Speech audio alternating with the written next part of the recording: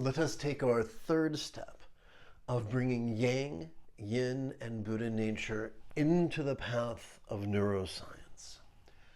The more we overfocus and overanalyze, the more we will exhaust both the medial and dorsolateral prefrontal cortex and right behind our forehead,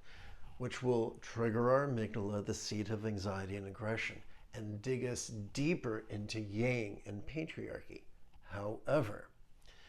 the more we passively cooperate with the sympathetic and parasympathetic nervous, with the core of the sympathetic and parasympathetic nervous systems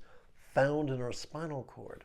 the more we will calm our amygdala and be much more peaceful and empathetic and defined by our Buddha nature.